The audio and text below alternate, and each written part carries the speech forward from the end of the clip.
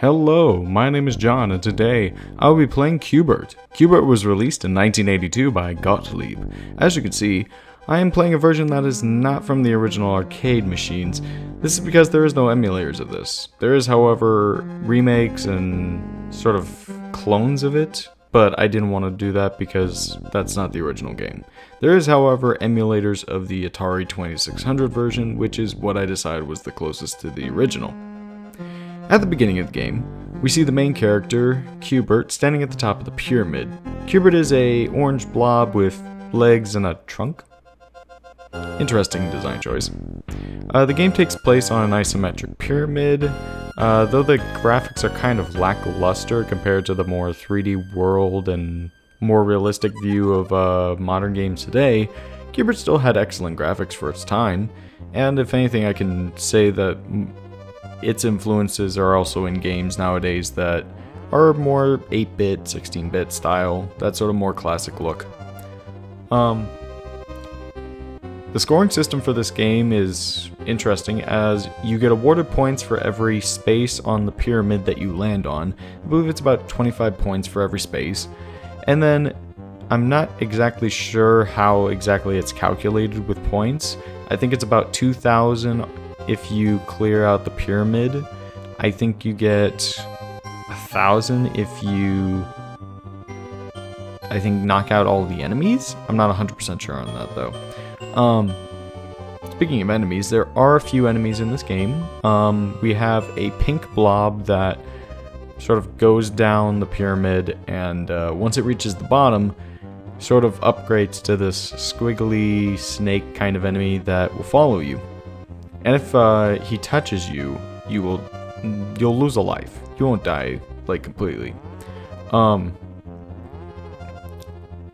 Luckily, there's a way to kill this enemy before it becomes that. You have to drop down on it while it's still a blob. If you jump up towards it, it'll have the same effect as if the squiggly enemy type touches you. You lose a life and you just kind of get frozen there.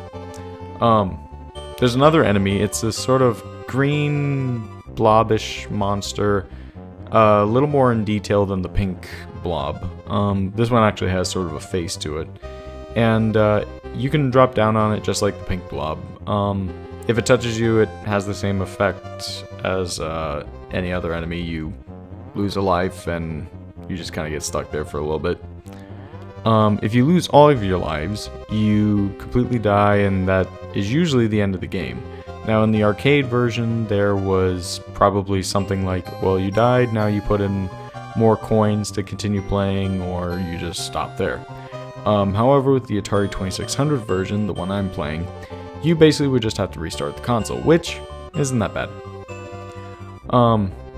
Also, when you die, or I guess not when you die, but when you lose a life, or you fall off of the pyramid, you will start at the beginning of the pyramid when you fall off. When you die, you just kind of, or lose a life, you just kind of sit there.